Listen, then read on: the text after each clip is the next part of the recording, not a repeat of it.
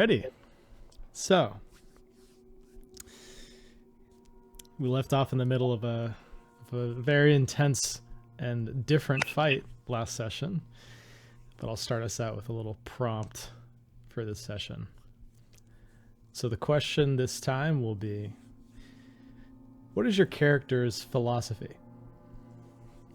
Could be their view on life. It could be their worldview summarized in like a sentence or two.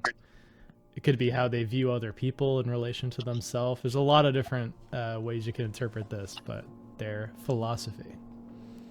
You're going to give us more than 5 seconds to answer or to think of an answer? Starting now. Yeah, so last time you asked that question. All right, I'll give you some time to think. Nicholas, what do you think? Huh?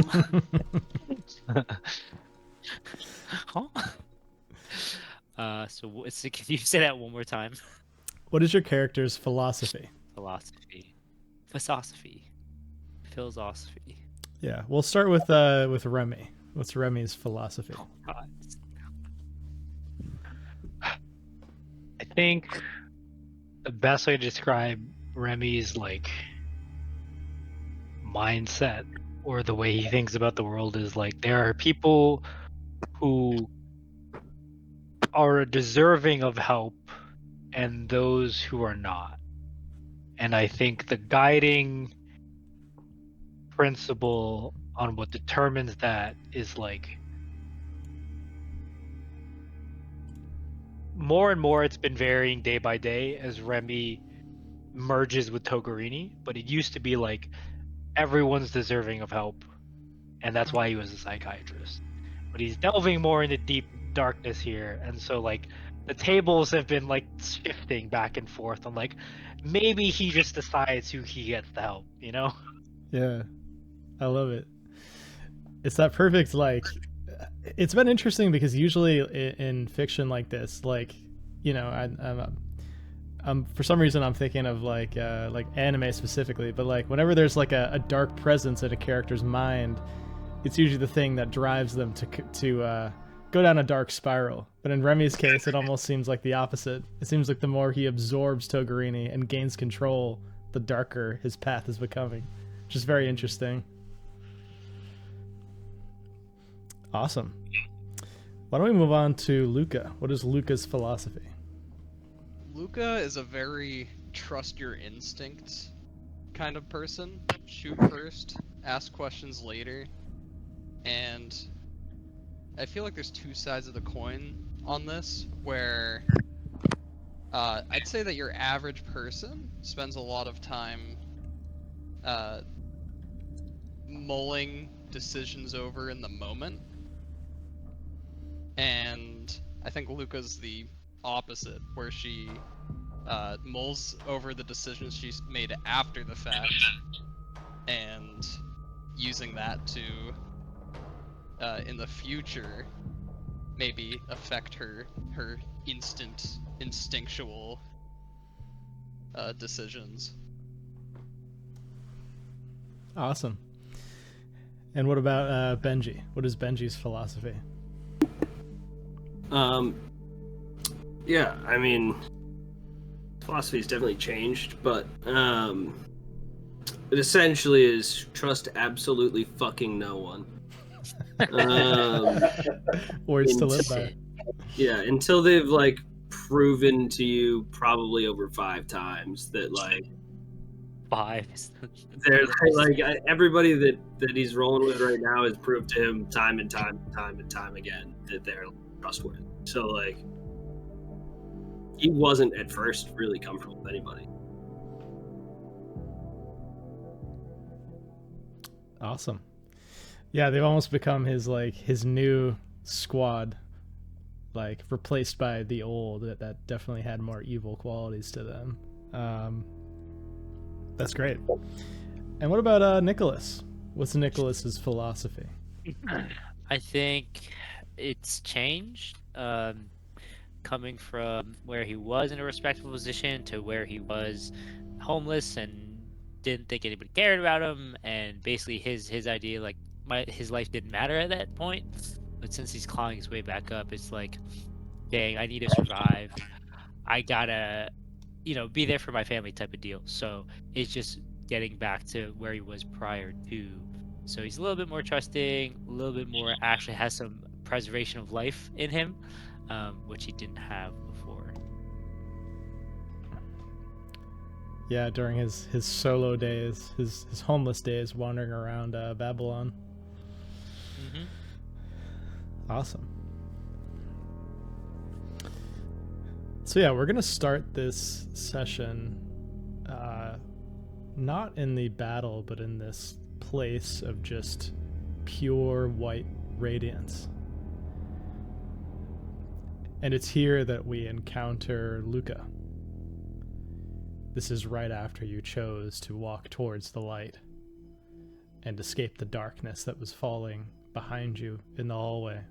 After seeing all of your comrades seemingly torn apart by the flesh wall around you, torn to bits and absorbed into this mass, and you had these feelings of like, is this mission a failure? Was all this for nothing? Did we come to this tower just to fail? But as soon as you hit this light that's emanating from down the hallway, the air starts to gradually get warmer. You start to feel this immense feeling of safety, of belonging, and of love rising within you. And for a moment, the horrors of the world feel distant and all of your pain subsides. You're going to immediately gain 2 points to your sanity score. And I want you to tell me what, if Luca had to pick a place, perhaps it's from a memory or it could even be something more dreamlike, that would represent bliss to her. What would it be? Ooh. That one's kind of tough. I wouldn't say she's lived the hardest life, but I'd say that most of her life has just been moving and, like, I guess her father especially had expectations of her, so she just threw expectations onto herself for the rest of her life as well. So there's like she's never taken a moment to relax, but I feel like a moment of bliss to her would have been back when she was still young, with her her father is out at work, her brothers are, I don't know, out pulling all sorts of shenanigans, and she's just in the kitchen with her mother as her mother's baking something. We'll say like something as simple as corn muffins. Love it. And those moments where normally it would be someone's like quiet moments to themselves, that's when her mother was the most chatty, is when everybody else was out of the house and it was just them two. So maybe she would have given Luca the first corn muffin after taking that first batch out of the oven, and they're just talking and having fun, something like that. And we come in on that scene. You're reduced to this like smaller, childlike version of yourself in this moment. The room around you seems like larger than life, like you're witnessing this from a child's perspective. And if this were lit like a scene in a film, it'd be like completely overlit, like it's almost too bright. The light from the windows is washing over you and your mother as she tells you to grab this ingredient and that ingredient, and it's that rare chance that she gets to actually talk and relate to her daughter. But there's something that's fraying at the edge of this bliss that makes it not seem quite real to you. What is that minor detail about this place that sets you off from thinking it is as blissful and heavenly as you might have once thought? What seems wrong? What seems wrong? I feel like the thing that makes it wrong is maybe that it's a little too perfect. Now, her father was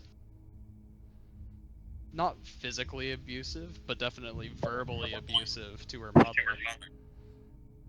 And I feel like normally when it would be these times and her father's not home and her mother's in the kitchen, her mother would religiously look at the clock, look out the window, like see if her father's pulling in, but she seems to be not worrying about Luca's father coming home, not checking the time, not looking up the drive to see if he's pulling in, none of that. And in a very like messed up way, that's what makes Luca think something's wrong, and maybe this isn't all it seems to be. Oh god, I love it. Oh, it's dark. Sick description. And yeah, almost like, I don't know if you guys have had this. I certainly have when I've ever had like nightmares. Is like sometimes things are going well, and in the dream you anticipate the scare that's about to happen. Like Your heart beats. yeah, Like you're nervous and you don't know why exactly. and you start to feel this sense of dread and unease that washes over you. And you see that this dark shape, maybe it's a car, move through your driveway into the garage. You know, you feel this anxiety welling up within you because you know that if your mother doesn't greet your father in a specific way, things will go downhill. She hasn't noticed that he's here. She won't be at the door when he comes home. And all of a sudden, this tall man appears at your doorstep. The door creaks open, and she turns, and it's this dark silhouette surrounded by bright white light. And in an instant, your mother is gone. It's just you alone in the kitchen. And it's almost like a sleep paralysis vision where you see this huge, shadowy silhouette that starts to move towards you. Face still obscured, but it looks to be the physical appearance of your father, but almost shadow-like, like intangible in some way. And you hear this voice that doesn't sound like your father coming from his mouth. I see the weight of the world upon your shoulders. You've come so far, Luca, and you've endured more than most could ever dream of.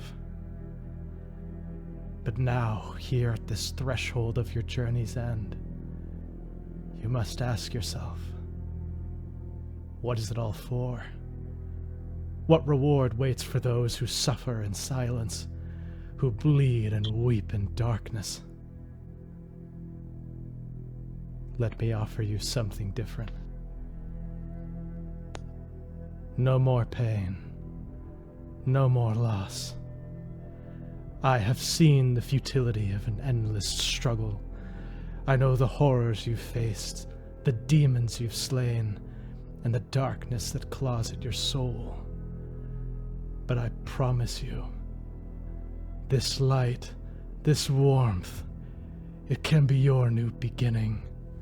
And this figure reaches out, this hand, and in this moment, Luca doesn't know who this figure is, but we see half of this face bathed in white light and just this white hand that's almost obscuring Luca's face as he reaches forward. We see the face of Adrian Castaneda. What the? Someone who Luca doesn't know. Yeah.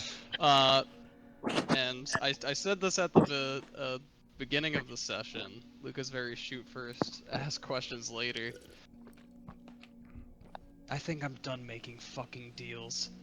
She grabs I feel like it would just be in this sort of paradise version of everything.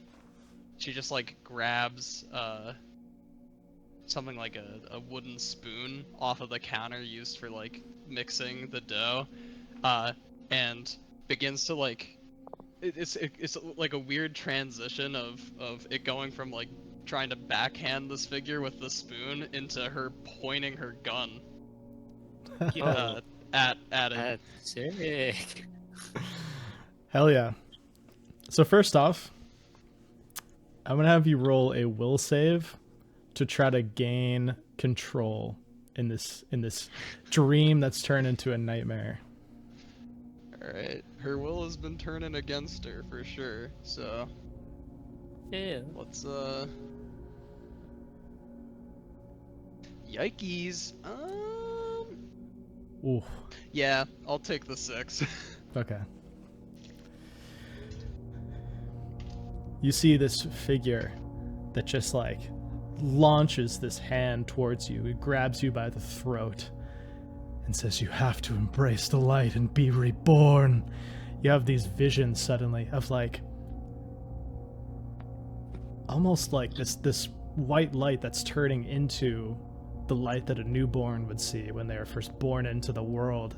And you start to realize that like these temptations might have resulted in these demonic incarnations of people you've seen throughout the tower, promised the light and being reborn into something unholy and abomination. And you try to fight back against it, but it is far too powerful. From Adrian's will, you're going to take 9 psychic damage. Oh. But it's such a powerful experience coming into contact with his mental energy that it severs you from this dreamlike realm, and simultaneously you feel this hand grab you from the scruff of your neck and pull you away from him. Simultaneously you see this kitchen starts to grow longer and longer, almost in a surrealist type way, as you fall backwards into the hallway with all of your friends. And we'll cut from there to Nicholas.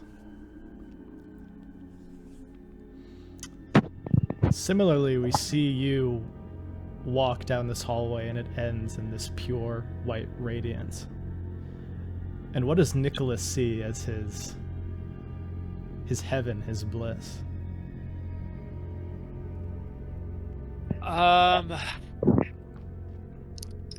I think he's flash forwarding to the future, when everything is kind of back to the way it was, and he pulls up into his driveway in a truck, and his wife and his 2 kids are just waiting there for him, being like, "Hey, welcome home," with like soft smiles, and the 2 kids are probably running up towards him as he's like opening and hit the car door from like a normal day at work, just how things were back before like all the shit hit the fan.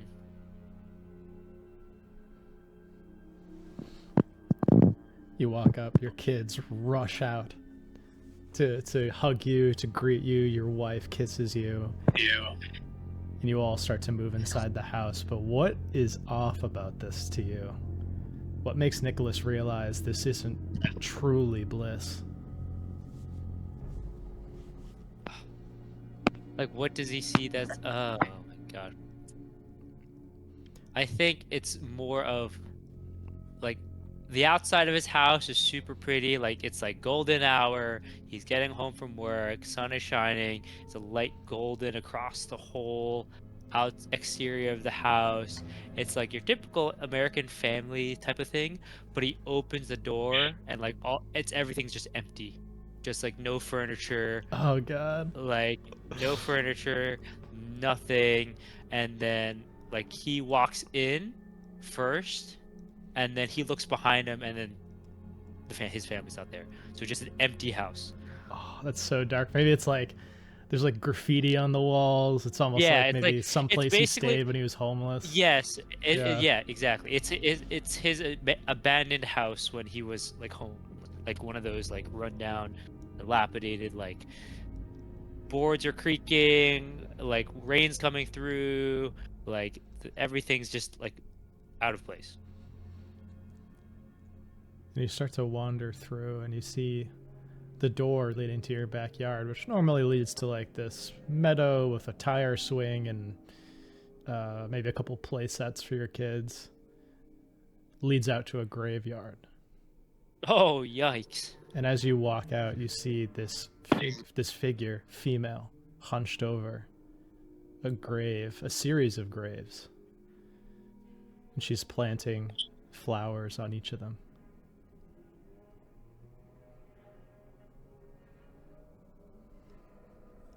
What are you doing in my home?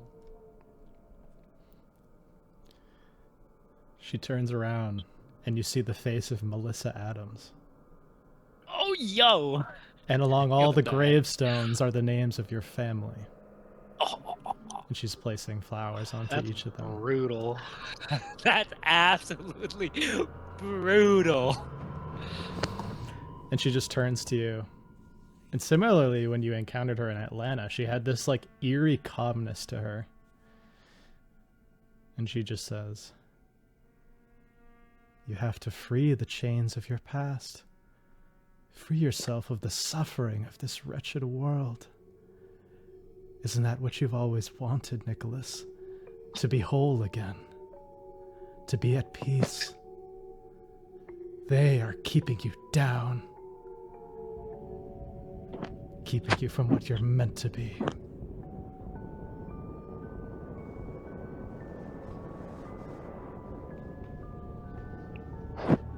All I want is to be at peace.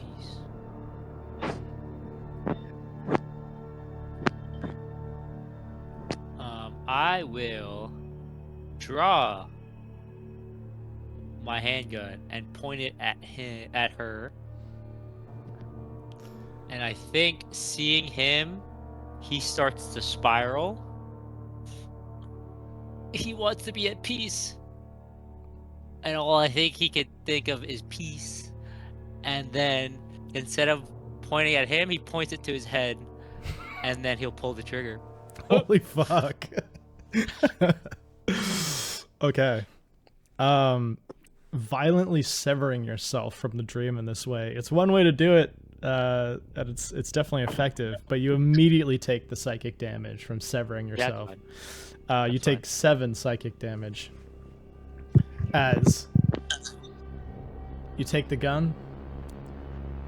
Similar to, I think there was a scene early on when you had the gun and you fired and nothing happened. But this time, when you point the gun to yourself, you hear a click, and then the dream just evaporates from you. You're falling backwards in space, and you feel a hand grab you and pull you somewhere.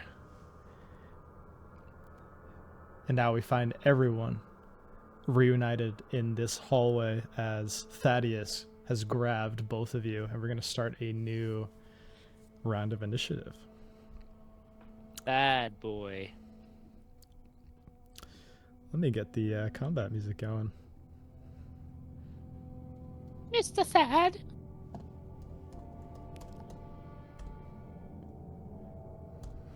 Ed boy. I love that. Those are some cool scenes. We love trauma. We do in this campaign, for sure. All We right. love trauma.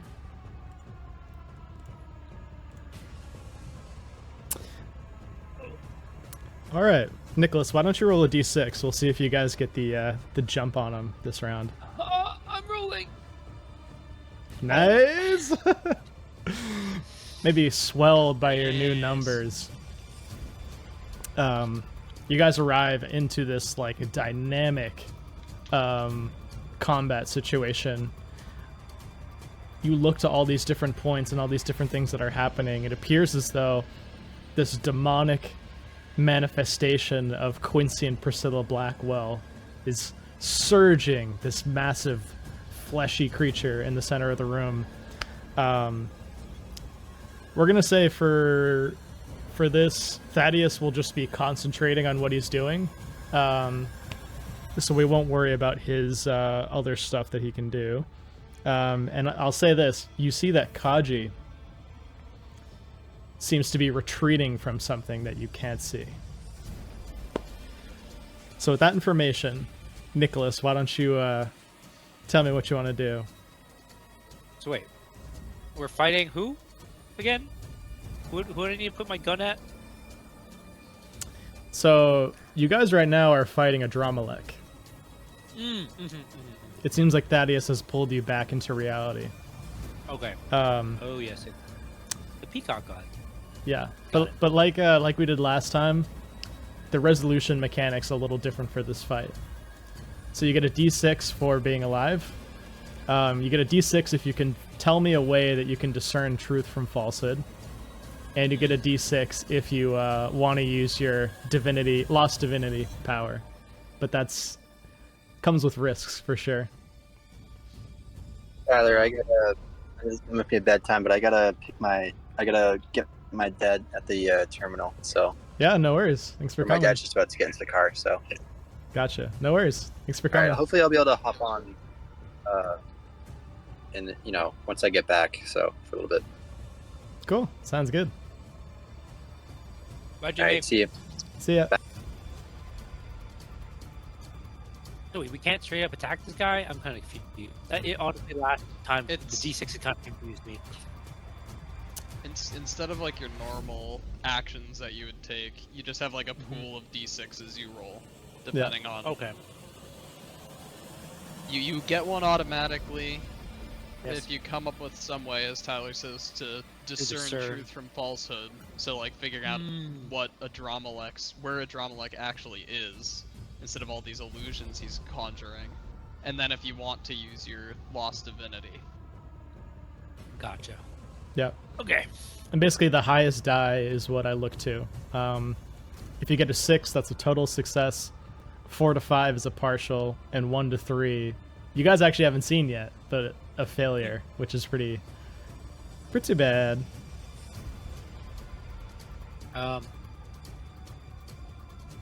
So I have a class feature called Sixth Sense, so I can just immediately sense danger and the presence of magic. Can I use that to discern truth from not truth? Yeah, I think that's great. So Heck yeah. you'll get 2d6, 1 for each of those. Do you want to use your lost divinity or no?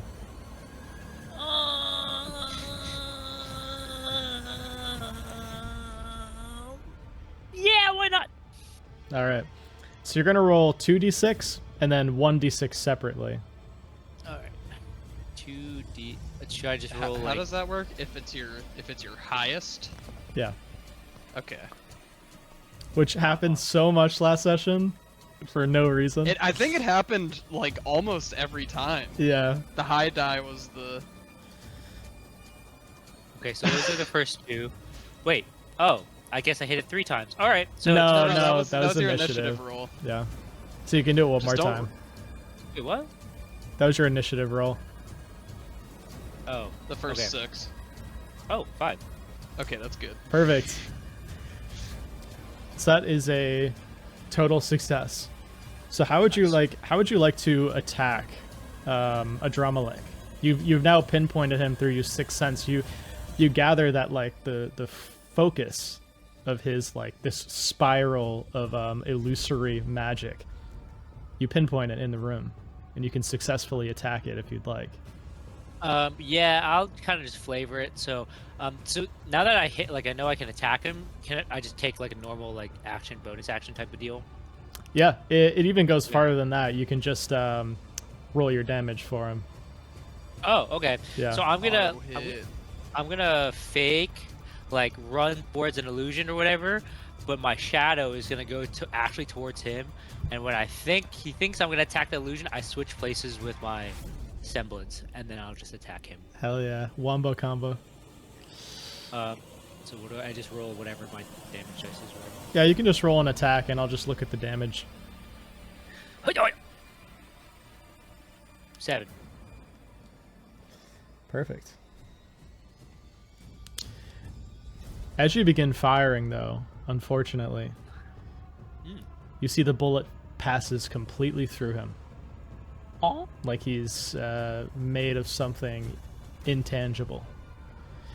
So it seems like ballistic damage does not work on him for whatever reason. Interesting. Okay. We will go now to... Let's go to Lady Luck now that she's back. Okay. Yeah, I think I'm gonna do the same thing. I think Alrighty. I'm gonna. So I think for her, way to separate truth from falsehood is we'll be using her enhanced awareness ability, the using the Sather magic to I love it. literally read the illusion. So that'll be active for 10 minutes. Perfect. And then yeah, so what is that, 3? I'm gonna use Lost Divinity as well. Let's go! I love the risk. Alright, so 2d6, then Sorry. 1d6 separately. Alright, 2d6, one of them's a 6. Dun dun dun. Okay, Dun, dun, nice. dun. Okay, another success. So tell me how Luca manages to damage him. Ooh, I kind of want to test something because maybe it looks like to Luca as she's fanning about the room and figuring out where Adramelech actually is. Kind of sees a shot that Nicholas takes, and maybe from her angle it just looks like he missed entirely. She's going to try to shoot him with her weapon, but because of her spatial armory trait, I want to see if this works. It does count as a magical weapon, so we'll see if her like sniper rifle can actually damage it, counting as a magical weapon. Yeah. Yeah, that'd be 5 damage. Yeah, you aim up your shot, and having an extra dimensional quality to your rifle, it manages to pierce through his skin, and you see he is injured. So he's gonna take 5 let's damage go. from that. All right, magic weapons work.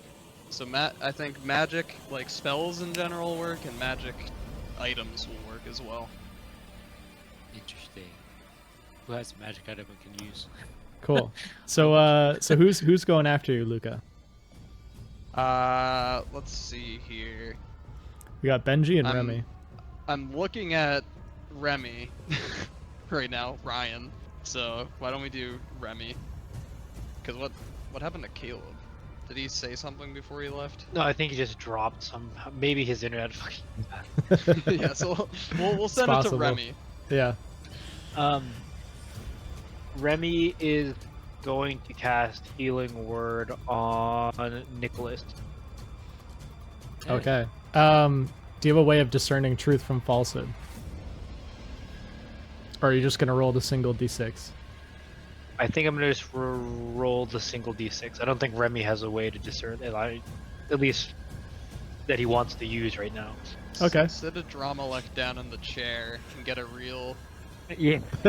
Swing my pocket. Get a read walk on it. around. get a psychological profile from him. No, a 2. All right, we can see what rolling a 1 to 3 does. Okay. Oh God. Do you want to add a Lost Divinity die to that, or do you want to stick with that? We'll stick with it. Okay. So, unfortunately, I'm going to have you roll a sanity check. Uh-oh. Okay. Is there...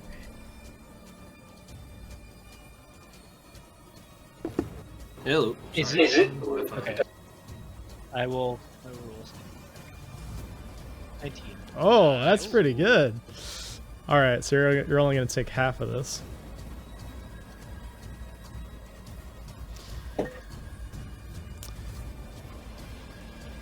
So you're going to take 5 psychic damage as a roll that low has sent you into a minor delirium.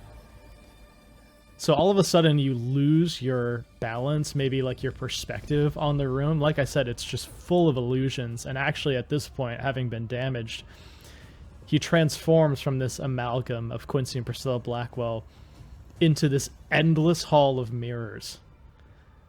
And each of them seem to reflect monstrous and accusing versions of yourself, calling back at you your own sins, reflecting every fear you've hidden.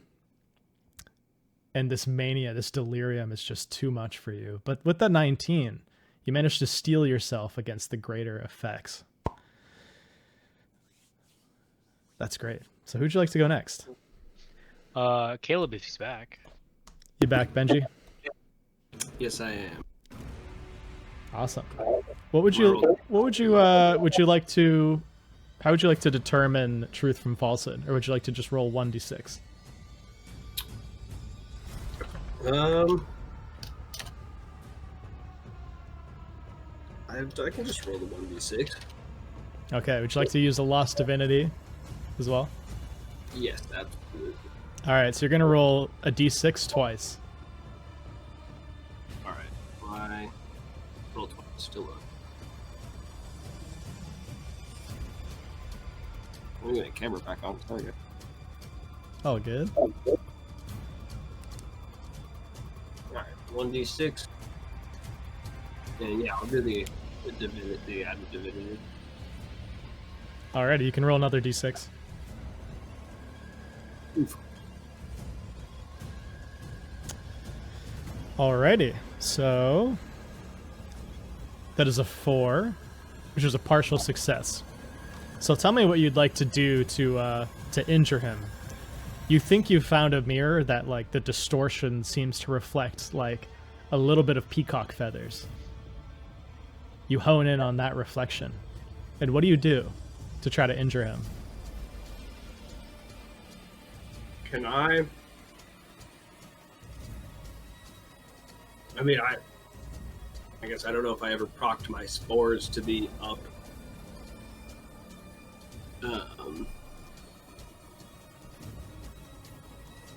But I could try. Could I try to like trap him with like roots to reap? Yeah, for sure. Stick him to the mirror or something? Ooh. That could be useful for people who have don't really have much of a means of discerning truth from falsehood.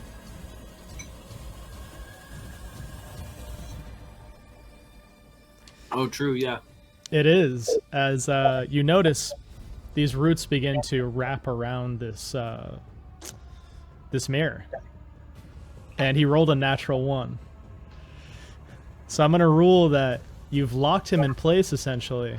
So everyone on this next turn is going to get the d6 automatically for truth from falsehood. As you see, these vines begin to encase him very slowly but surely. Awesome. Nice. Yeah, so he can only really try to escape. Sweet. Oh yeah, because normally he blasts someone, right? Well, actually, because it was a partial success, as the roots begin to encase him, you see the mirror starts to, like, turn and reflect something towards you. And you see an image of yourself wrapped around with the same vines, like barbed wire, and they begin to pull at your skin. I'll have you roll a fortitude save.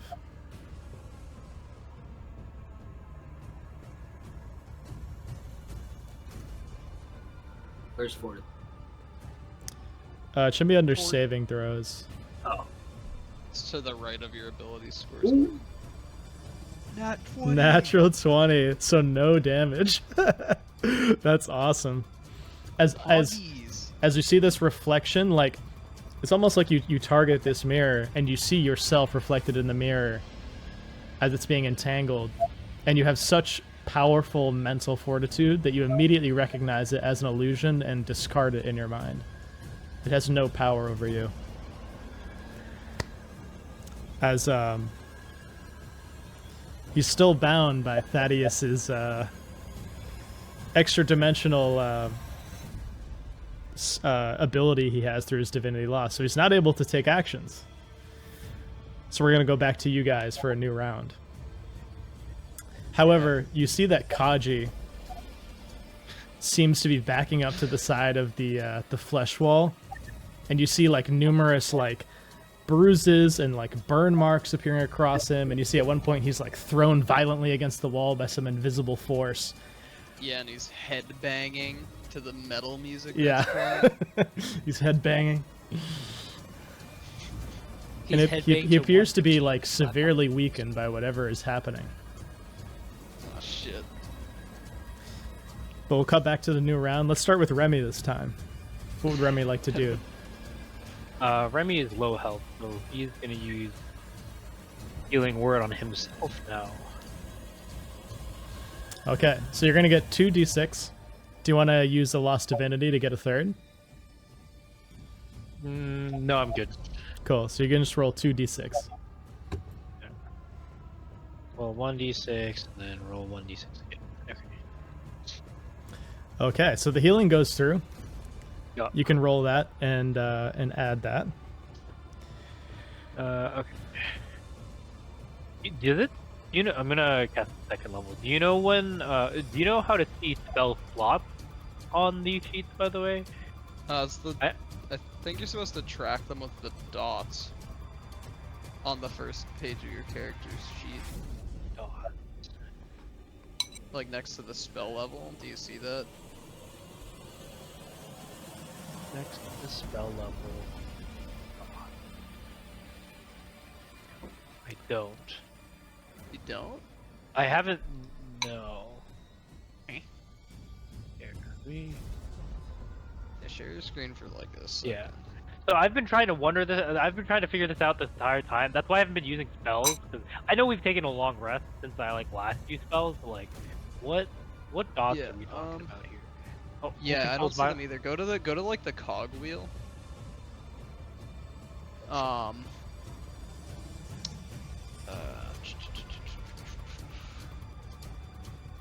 to. Why are mine able to come up as little bubbles? I feel like it's a setting in there that you need to. Okay, I'll mark it down and we'll keep going. Yeah, that's interesting. It probably is a thing on there. Oh, go to your spell page. And then edit. Alright. Yeah, the pencil. Press, like, manually put in how many slots you're supposed to have and like There we go. There we go. plus X. Oh, and So plus what X. are we, third level? Third level cleric, yeah. Or aren't you? Wait, you're a cleric? I thought you were a bard. Sorry, Bard. Yeah, wrong character. So you should have 4 first level slots and 2 second level slots. Okay. And then save. I don't know. Oh my God! Finally. Nice. Yeah, and then like if you just press it, it'll fill up with like the little X. Okay. Yeah. Okay, it's good to know. Thank you. Perfect. Alright, so you heal yourself 7. And you see as this like hall of endless mirrors shatters into something else, you see around these vines that Benji has conjured seem to be strangling this howling void, like staring into an infinite abyss. And this tendril whips out from the void and attempts to slash at you, Remy. I'm gonna have you roll a fortitude save to try to jump out of the way. Fortitude. 2. Alright. Oh no, this is gonna be a tough hit. You're gonna take 14 necrotic damage. I'm gonna easy. I'm gonna use a luck die to reduce it by 1. Remy is still down. Okay, would anyone else like to use luck dice to try to reduce it more? Yeah, I'll use mine. I wouldn't. I would. I would. I would. Going down is bad in this campaign. Yeah. It is, but like I have 8 HP, so unless you can reduce it by. No, we got it. Well, we're at 13 now. You just gotta reduce it by 5. Nope. Okay. Now I gotta reduce it by 3. 3. I'll 1d6, right? Yeah. Oh no. Remy goes down, and we lose 3 dice, so that's good. Oh no. Okay, Remy goes down. At the top of his next turn, he's gonna make 1 death save. And if he dies, he dies. I don't like this. heal him. Adds a lot of tension to this. Remy, who would you like to go after you? Luca.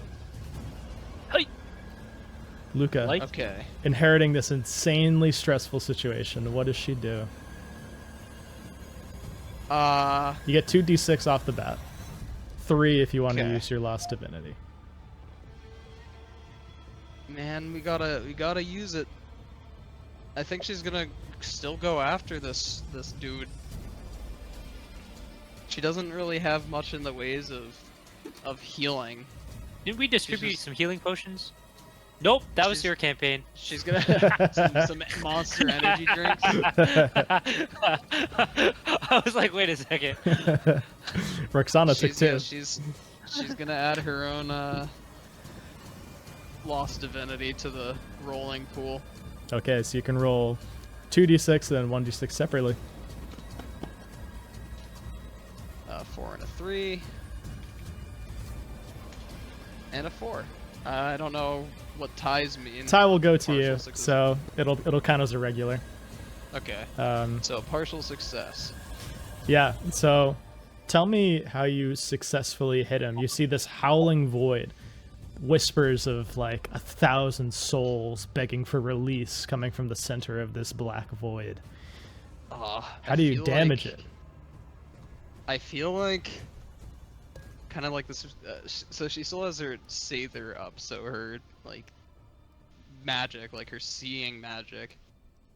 Even though like we automatically got the discerning truth from falsehood, and I feel like there has to be some truth, like extent of truth, depending on what form a Dramalek takes. But like, it might just be displaced a little bit. So like this vacuous, like this black hole, like beckoning things into it. But she finds the real version of a Dramalek who has taken on some of that I don't know, just some of the features of such a black hole, and I feel like that makes her shot ring true. Like the forces just pull the bullet right into a Dramalek's form. Is it possible to expend like a spell slot to turn this into a spell strike? Yeah, for sure. Okay, because I'll definitely do that if it's automatically hitting. Yeah, So yeah, she's gonna pump an evasive embers into it. So it'll add 3d6 fire damage to the attack. hell yeah. Okay. Let's see it. So I guess we'll start with the normal weapon damage. 15 Oh my god. magical ballistic damage That's crazy. Damn, that's crazy. and 7 fire damage. Yo. The howling void is greatly diminished. But you see one of its black tendrils has Remy, and it's attempting to grab it almost like a black hole and just absorb him into it. Yo. But you've done significant damage to him. As you see, it was like... a partial success though. So Yep. So, essentially, his new form is called the Melting World. So you see around you, all the walls and the ceiling and the flesh starts to melt like wax. When you look down, you see your hands, your gun appear to be melting into the floor. Make a fortitude save. This is almost like a mental fortitude representation, if you can discern that this is not actually happening. that is only a 12. Okay, let me check the DC. A 12 is just a success. Oh my goodness. Okay. Yeah, so you look down, your hands and your rifle are melting into the floor below you, and you just close your eyes, shake your head, and they're back to normal. Nice. They're real. They're not an illusion. This is not actually happening. You have to Oh, keep God. reminding 'Cause yourself. I don't think I could have survived one of those big hits like Remy did. Oh yeah. I mean, it's It's deadly. You see all Okay, around you, things are melting. Who's going next? Benji's going next. All right, Benji's gonna spend some healing on our boy. On Remy. Nice. Would you like to use your Lost Divinity? Or would you like to just roll 2d6? I was just gonna do the healing whisper Yep. by itself. So we still just got to do. You get 1d6 for being alive, 1d6 for your roots. And do you want to use Lost Divinity to get a third die? No. Okay, so you can roll 2d6. We'll see what Oh, happens. didn't I already? What's Lost Divinity? Didn't I already use that? No, it's essentially it can just allow you to get another die, but it comes with a risk. Like you could roll on your the downsides. It has a special use in this combat that doesn't use like your normal, whatever the feature is called. Yep, Gotcha. that's right. It's also asking me for a heal bonus amount. I don't know what that means. I'll leave it blank. All right, so why don't we roll 2d6? We'll see what happens from there. Yeah, what? I roll a negative number here? You need to roll your 2d6 first. Yeah, you have see to if roll it the actually works. 2d6 for the to see if you can like successfully Oh yeah, nice. figure out where everything is. Nice. Okay, so it looks like it should have been 7 points of healing. I don't know why it came out to 0, but looks like the formula is 7. Formula's crazy. So yeah, Remy gets healed 7 hit points. So you resuscitate him in this moment. And who would you like to go after you? I'll give her a... ooh, he's not here. I guess Nicholas is left. Yep. All right. So Nicholas. you healed your boy. Our boy. Our Yeah. doctor. Yeah, he's good. Okay. I will not use my freaking. Well. Yeah, I'll use all 3. Okay. Roll 2d6 and 1d6 separately. Here we go. Uh-oh. Oh no. Oh, this is the worst possible outcome. Let's go. Oh boy. Okay. So this is going to be delirium, and I'm going to pull up your Lost Divinity here.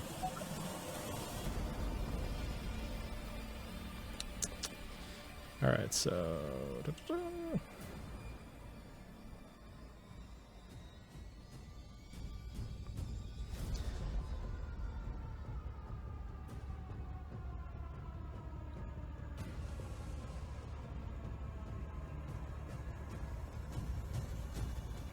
oh, this is interesting. Oh. So your limitation is actually a static one. It's actually not one that can be turned in this way. But I'm actually going to say that your power of contagious insanity has the chance of being reflected back onto you. So have you make a Lost Divinity check for me real quick. It should be under your skills. Ooh. Oh.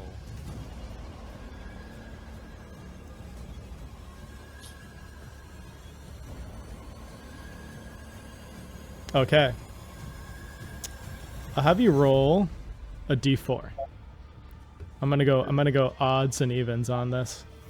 Oh, Jesus Christ.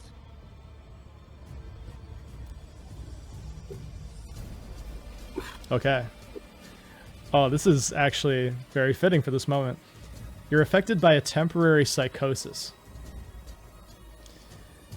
So you start to see, and this actually will probably bleed into the delirium a little bit. You start to see this house, your house in Babylon. You see your wife, you see your kids, and it's all just becoming too much. I'm going to roll to see the psychic damage you suffer. So I'll have you make a sanity check now to try to resist this, like, dark psychic influence. You're My crazy. fucking house. You're crazy. This is my house. All right, so you're only gonna take 5 psychic damage. Let's go. As like maybe because of your vision, you can sense that this isn't real and that this must be something false. And so you avoid the brunt of it. But like I said, you're in this like temporary psychosis. Like you're half in your house, you're half in this hallway, and it's extremely jarring. All right, so is that everybody for this round? I think it is. I think so. Cool. So we'll start out this new round with Benji. Did Remy go? I believe you started this past round, right? Yeah, I did he started, die- it went did he get down, knocked and out? then was Yeah. and then I was healed. Okay, you got knocked down and picked up. Yeah. So what does Benji do in this moment? What does he want to do? Well, I mean, he's still got this guy by the vines, right? He does.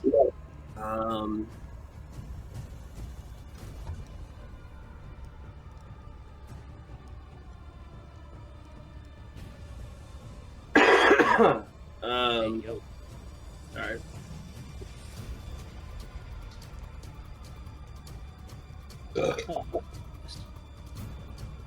Let's see. I think he's going to get symbiotic entity up by spending a wild shape point. So he's gonna gain a bunch of temp hit points. Like, well, not a bunch, but 12. 12 temp. And then he gets to add a die to A damage. But that's my action. So he's All right. not within 10 feet of me. We can say he is if you want to be. We'll first have to see if this is successful, but if that's what you want to do, we can say that you're within 10 feet. Okay. Because it says when I can use a reaction when a creature's within 10 feet of me to proc that damage. Oh, cool. Yeah, I could see that. All right. So you get 2d6 off the bat. Would you like to use your Divinity Lost as well? Or would you like to stick with the 2d6? Yeah, let's do it. Why not? All right, so you can roll 2d6 and then 1d6 separate. Oh, that's a D8. Sorry. 2d6. Oof. And a D6. Okay. Also not good.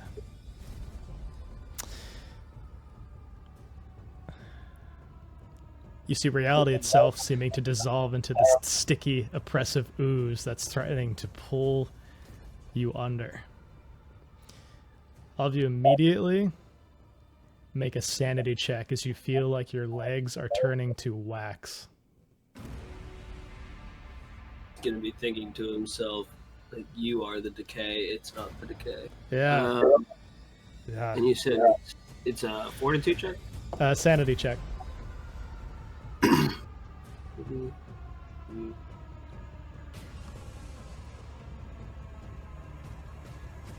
Okay. So that's half. So you're going to take 6 psychic damage. As you start to freak out, seeing your legs dissolving into this ooze beneath you, but you steel yourself mentally against its full effects. Didn't even break my temp hit points. Well, did you get the 10 hit points from Symbiotic Entity? Oh, do I not get them because of that? Yeah, it has to succeed in order to go through. So essentially, like, imagine this, right? Like, you're trying to muster the strength to call forth your Symbiotic Entity, but you start to feel like you are the decay. And like you're dissolving into the floor. It's almost impossible to maintain any perspective on this battlefield. So who'd you like to go next? I'll give it to Remington. Dr. Crenshaw. Remy is gonna try to heal Luca this time. All right. Would you like to use your Lost I'll Divinity? take it. No. No one wants All to right. risk it, dude. No one wants to risk rolling on their 4. Partial limitations. success. You get one more d6 because Benji has his roots. 5. Partial success. Nice. Okay, Uh, so you can Healing heal word. Luca. submit 3 hit points. I appreciate it because that And may we're gonna hand it to actually mean Luca. the difference between life and death in this case. And you see from the ceiling this hot wax pours across your shoulder and threatens to scald your skin. Have you roll a fortitude save to try to make it Alright. out of the way in time. Fortitude 7. Okay. How much damage was that? Low roll. Oh boy. You got a 7, It goes right? down. Yeah. That's 11 fire damage. You had 7 HP, right? I did have 7 HP. All right. Does anyone have any luck dice left? No, Caleb we all might, used it right? last time. No, didn't. No. Ben did we all Benji, I use it think, last has time? one. Yeah, I'll roll it out. Why not? Oh, come on, 5 or 6? Oh! Nice. So that's wait, a exactly 0. yeah. Does that mean he's just unconscious? Yeah. But doesn't have to do death save? Yep. That's perfect. Oh, that's good. It's good. Yeah. So Okay. Remy goes down, and you see like he's slowly starting to melt into the floor, but not at an alarming rate. He appears to just be unconscious from being burned badly. The normal amount of. That was sick, Caleb. Yeah, Good job. that was clutch. Good luck die. That was clutch. Okay. Remy, who would you like to send it to? I think Orion's was saying said that he's Luca, sending it to yeah. Luca. Oh, Okay. cool. Yeah, I think I'm gonna try to do the same thing that I did last time. So I'll roll all 3. All right, let's see it. Also, we'll start with the 2d6. One of them's a 6. Nice. And then a 1. Oh no. Awesome. So yeah. yeah. Full success, right? Yep. Nice. Yeah, I'm pumping another spell strike into this. So second of 3 spell slots are going away. Another evasive embers. So this one is 11 points of ballistic damage, magical, and how much fire damage? And 6 points of fire damage. In this moment, you start to hear these impossible voices. You start to hear the thoughts of everyone around you, and even of this demon god himself, but twisted in an incomprehensible language that could drive you to madness. But through this torrent of psychic damage, you land the kill shot. So I'm gonna have you tell me how Luca steels herself to land this shot, and how does she pick the correct target? I feel like in this moment of... So a lot of this has been Luca... very reminiscent of Luca's philosophy and just how she reacts to everything. Always just like going off of instinct. Like she's afraid of failing the mission.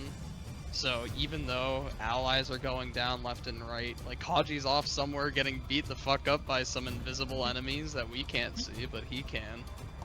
She's focused on the goal. And it's cruel in a lot of ways, obviously. But I feel like another feeling begins to seep its way in there. A sort of wanton wrath, like this hatred, this resentment for demon kind, almost as if Cain is influencing her more and more. Oh shit. And this, I feel like maybe her shot's not lined up entirely properly, but she can feel the armor of Slaughter actually getting excited, and the armor itself adjusts her position ever so slightly right before she pulls the trigger to line up the shot exactly Oh fuck! over a drama leg. Crazy. It knows. It knows. It knows. And in this moment, all of the illusions falter. This writhing fleshscape that he's constructed around this tunnel fades away. And you find yourself instead in this, like, rock tunnel, perhaps somewhere deep beneath the earth, that is just full of darkness. There's no false light at the end of the tunnel like he is constructed previously. It's just some almost underworld-like space that you find yourselves in now, and it's quiet. As I'll switch the combat music off, and you all come to in this moment, like you're finally able to catch a breath as Luca gets the kill shot and this thing just fades out of existence.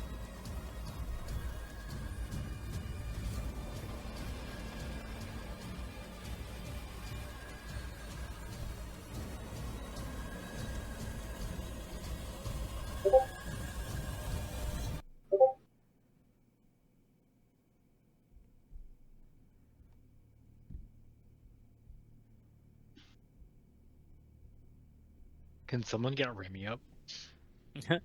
Yeah, I can do it again. In this moment, Luca's just standing there with the smoking barrel of her rifle, not even paying attention to the allies who had just gone down. Like this, I don't know, this disturbing revelry she's taking in that kill shot.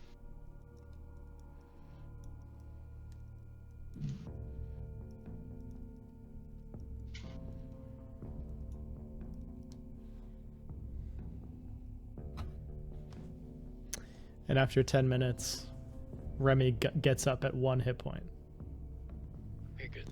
You regain consciousness. As the last thing you remember is almost like being in a nightmare, like you were being melted into the floor. And you wake up and it feels like you're back in some kind of reality now.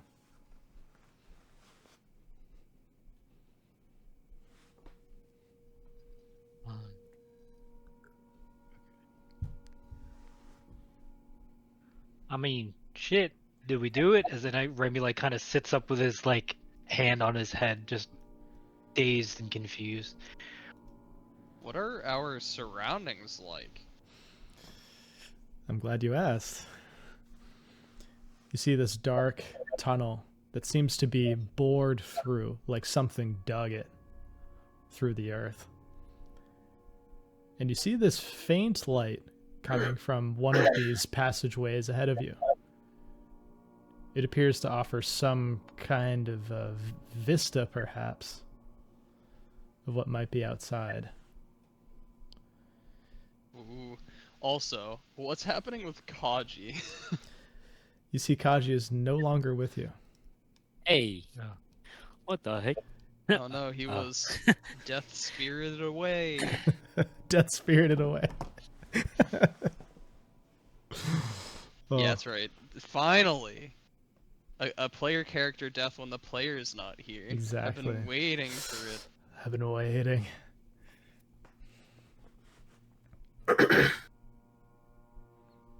Yeah, so that's another point of concern.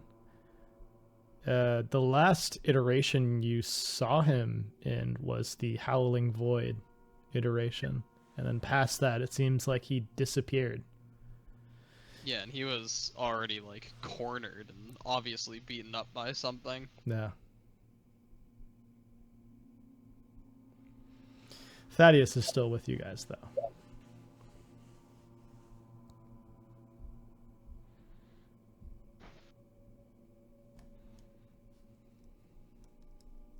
Fuck, where'd your friend go?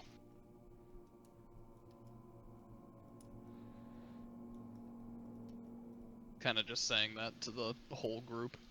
I Is there mean, any- he was here a second ago. I mean, wasn't he running in that direction? Is that direction like a wall now or something? It just like Yeah. doesn't seem like. Yeah, I think Remy was like, I think I saw him run in that direction. Wait a second.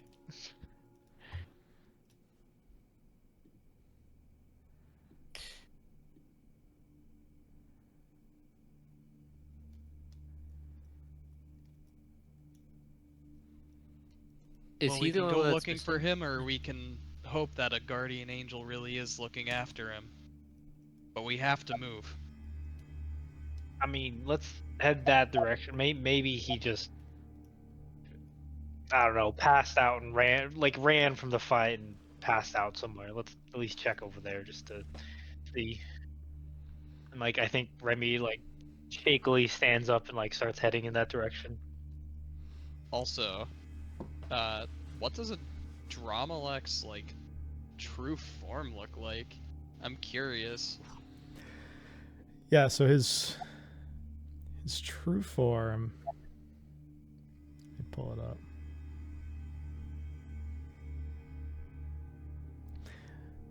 It looks like this pale-fleshed humanoid with a cape of peacock feathers and this Okay. third eye in the center of his head. This is what he looks like dead. Okay, so that one is his true form. Yeah. Does he seem to have anything of value on him? Any loot? Any loot? It looks like the third eye on his forehead is actually a diamond. Oh, what the heck? And your mind instantly flashes to those fleshy things that your men called diamonds outside of the tower. Oh, It looks similar to that, but implanted like a jewel in what would be like a headdress, but instead it's implanted in his forehead. vision? Luca Mind stone. pries that out of his skull and flicks it over towards Remy. I think Remy catches it. When you catch it, you see it starts to slowly melt into your skin, like it's trying to fuse with you. Oh, Remy, hey, like, oh. tosses it on the ground real quick. I don't like what that's doing, and like fucking, it was trying to meld with me, and he holds up his hand. And you see that now kick it. Just be Nicholas like, takes it. I just like no. I say kick it like I nudge it with my foot. You see your foot nudges it, and it's now like floating several inches off the ground. Oh, it's, what the it's hell? just slowly gyrating in space. It's like the we small really wanna little take this? fleshy diamond. Remy Do we takes it do we with really his- want to take like, this? taps it with his toe to see if it's like a soccer That's ball. Like, can yeah, we like that- move exactly it what I along did. the ground? Yeah. It's weird. You try to move it with your foot, and you feel that tingling sensation, like it's trying to merge No, with your hell foot no, through your Nope, shoe. No, Like no, your no. shoe passes through it, but the flesh makes contact. I don't like that. Bless you. Hey y'all, do we really want this? Living in these times, you can try to stay separate from it, but at one point or another, it'll become part of you. Luca like grabs the edge of her body armor, so like her bulletproof vest, because I think that's the form that the armor of slaughter took on for her. And she goes to like pull out its edge, but you can see that it's like fused with her skin. What the hell, Luke? What? Oh, Okay, what is what? this? Hell Yo, yeah. what the heck? Such a What good the image. fuck? Oh, that's so Yo, cool. you know, Luca, that's to your skin, right? I know, Yeah, that's fucked up. but you know all the weird shit we've been dealing with. You decided I to be say we weird use with some it. of it against them. Right. You saw how powerful that thing was. Pointing to the corpse with like a caved in hole in the center of its skull now that the gem is out of it. Now, can you take that off, or you gotta shower with it? I think for the time being it's a part of me. doesn't it smell all moldy and stuff? Haven't gotten around to taking a sniff. Weird. Well, um, I'm not taking that thing. What exactly does it do, Luca? To be clear. I don't know. He seemed to be a king of illusions. Perhaps something to do with that. I mean, what does yours do?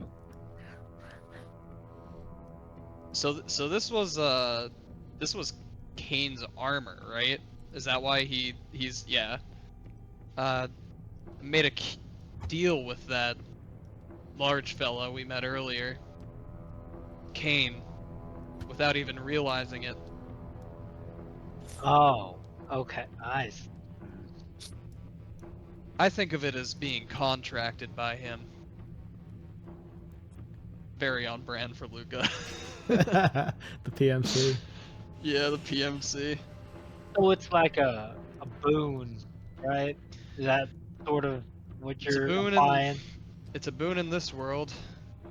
Killing's part of the day-to-day, and part of my contract is to kill people. Don't know what I'll do if the world goes back to any sort of normal. I mean, either of you want this thing? I mean, I have a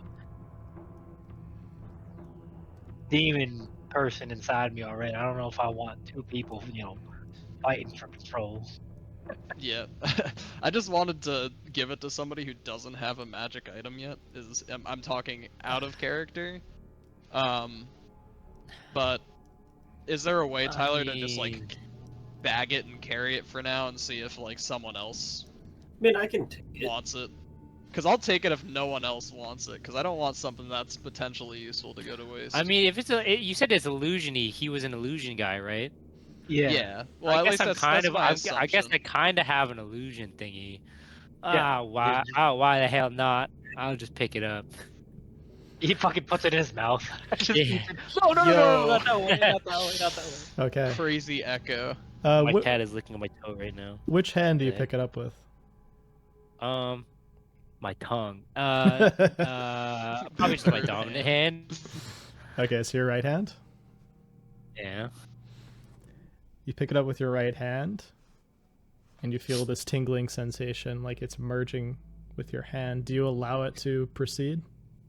God, this feels uncomfortable. Yeah.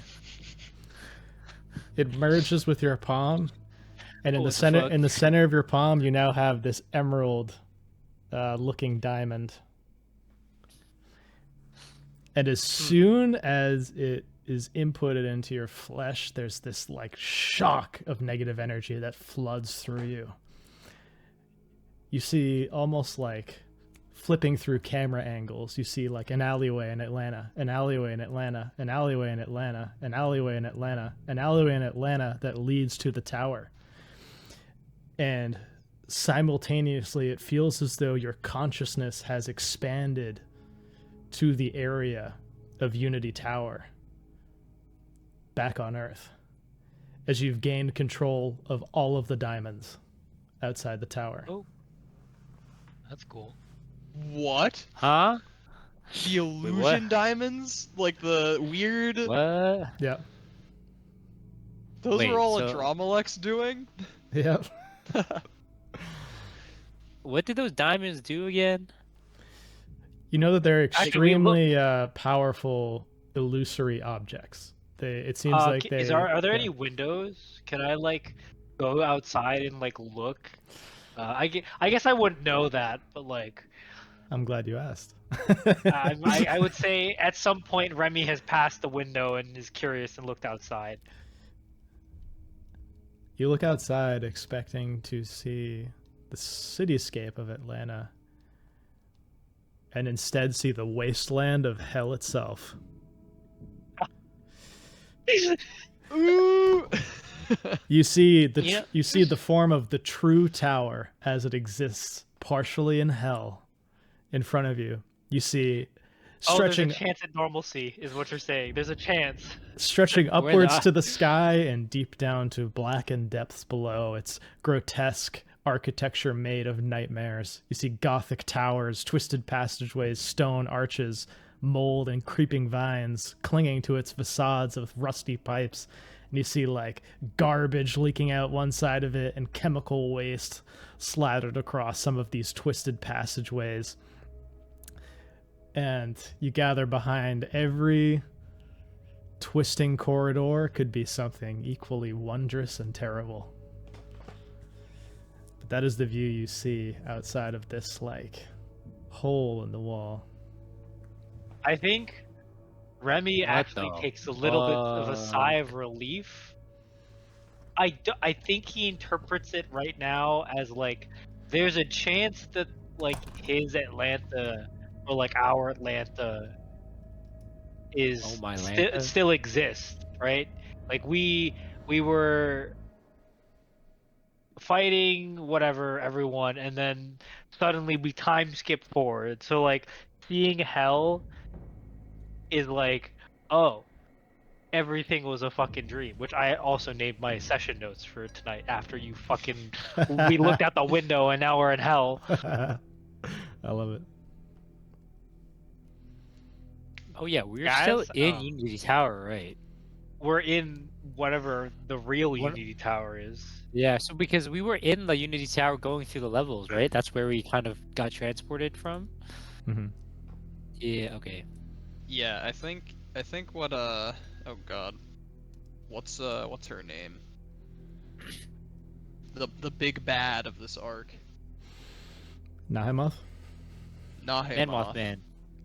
Like The Mothman. she's trying to essentially superimpose hell onto Earth, right? That's kind of the idea. Yeah. So Unity Tower right now is in a half state where it's half melded into this hell tower. Yeah. But yeah, she's trying to superimpose the two, so it's like one and the same. So this is what she wants to bring to Earth. Hmm.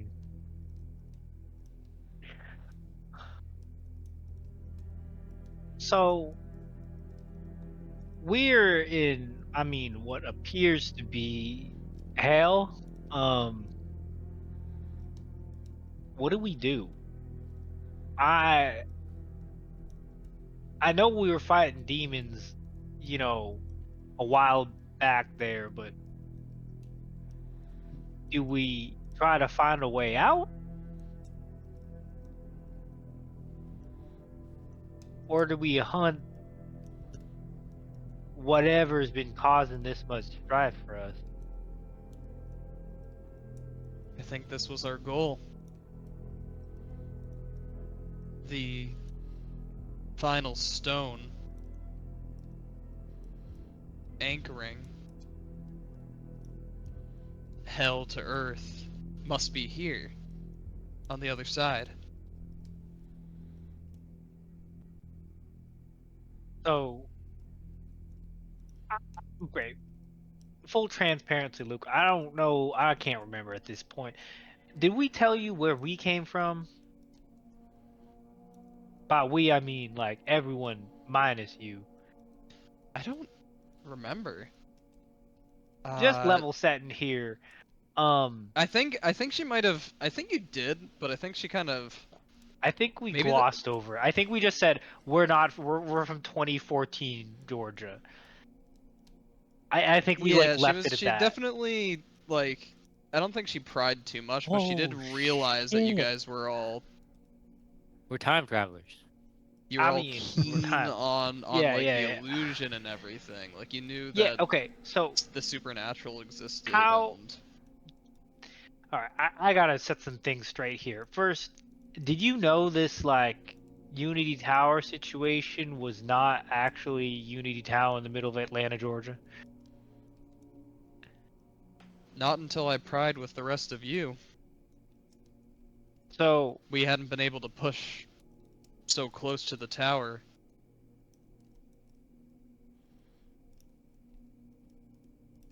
what I just I'm knew that having a we had hard to deal with it. It had been spreading. It was threatening the what is it, the fourth ward? Threatening the fourth ward. Had to deal with it. Had to call in the exterminators at some point. And so, did we push into hell, or have we been living in and existing in hell before we got into the tower? You know, is the tower some sort of thing that transported us here, and we were just, you know, fighting up while we were in hell? That is to say, what's real in Atlanta and what's been in what we've been perceiving as Atlanta? It's a great question. One that I'm sure I'll figure out once we're done fucking blowing this thing up. I mean, I can respect that.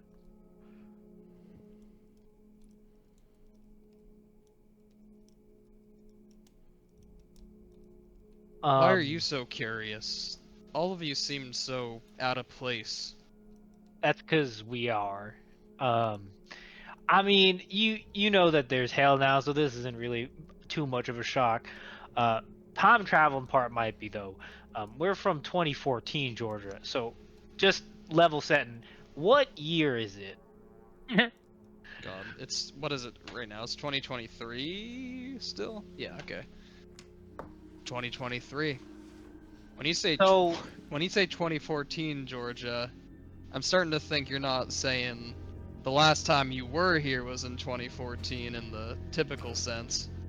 correct. It's been maybe a week or two maximum. And we were in 2014 Georgia 2 weeks ago. Um, how do I have an estimate of how old Luca is? She's not like a teenager, right? No, like, what, late Luca's 20s? in her like 30s Do you at this point. remember the reality star? I mean, that you may have seen us travel with, Jacob Stevenson. Do you know? That's a great question. Wait, So yeah, she does know do you- of Jacob Stevenson. correct. I think we had So, this do you, encounter. so just to yeah. So remember when his show immediately became popular, and he had, you know, his giant family and whatnot? That's the time though. with all the flood shit? Yeah, that's where we were 2 weeks ago. So that's why we might see him out of place, and why you found us at Unity Tower, is because we're not from this time. We were decade ago doing that shit, and now and you see Remy's like brain working.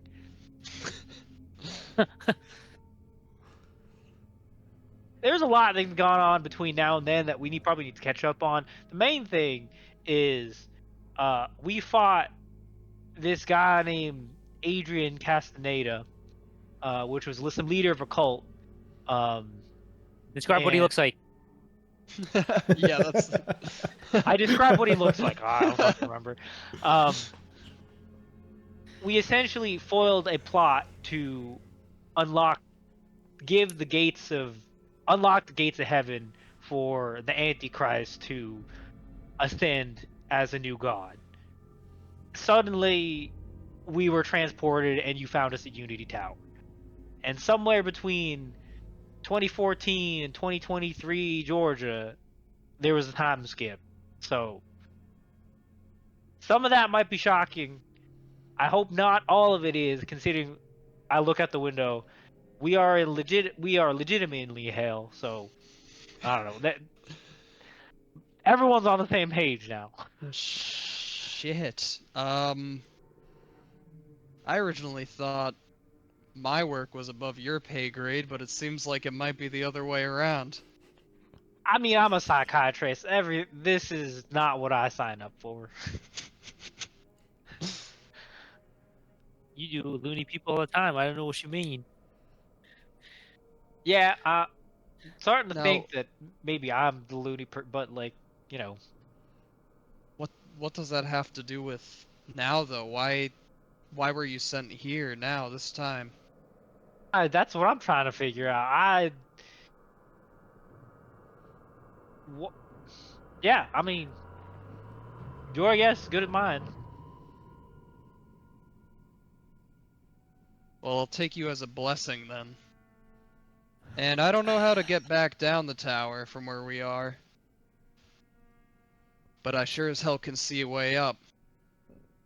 I mean, we still gotta find our missing friend there, Kaji. He somehow disappeared. We probably bad to leave one of our souls in hell, based on, you know, If we like turn back down towards scripture. like the tunnel that we surfaced from, has it changed at all? Like, is it gone? It seems to just snake its way back down, like it's tunnels that are just carved spiral-wise up some grand tower. Okay. And going up, it might be the same way, like it's just these spiral formations going up through the structure. Yeah, and you see like there's sort of a main pathway, and there's hundreds that snake off and go off in their own directions to who knows where. Well, Kaji knows what the plan was. Currently, our goal is to get up to the 24th floor, whatever the fuck that means. At this point, maybe heading there would be what he did. Okay. I mean, that's the best lead we got.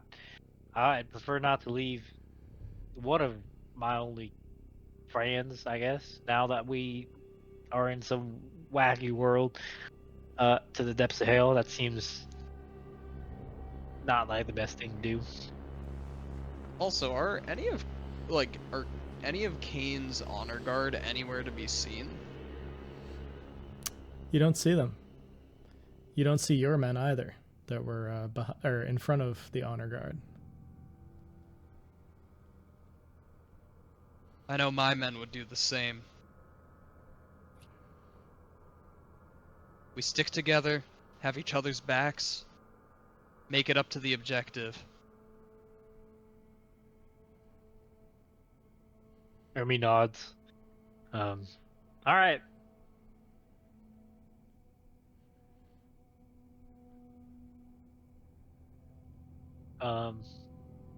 Cool. I think I try to go in the direction where I think the staircase is, or like whatever weird mechanism this hell tower uses to go up from one floor to the next. You go up.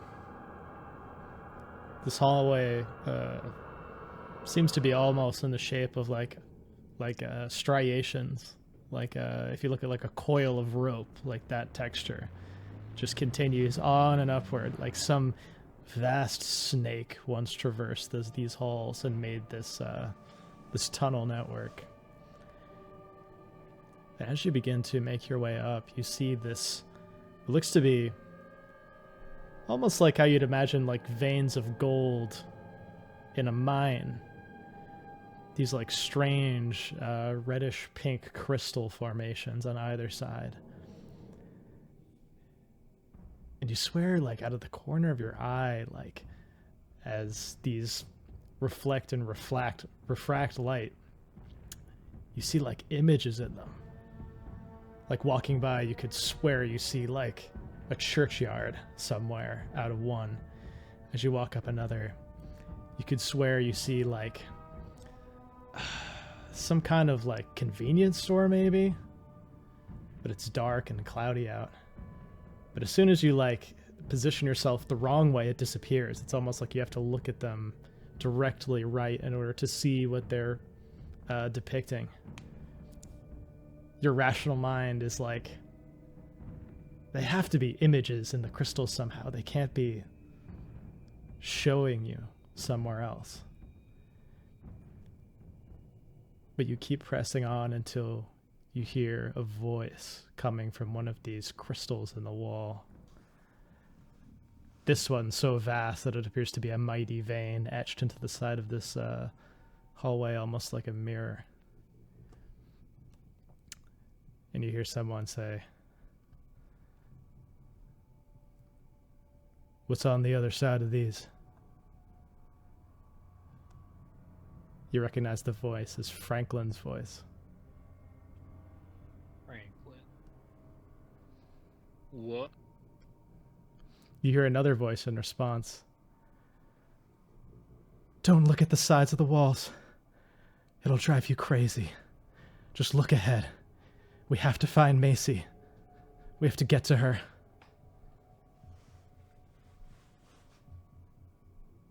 Wait.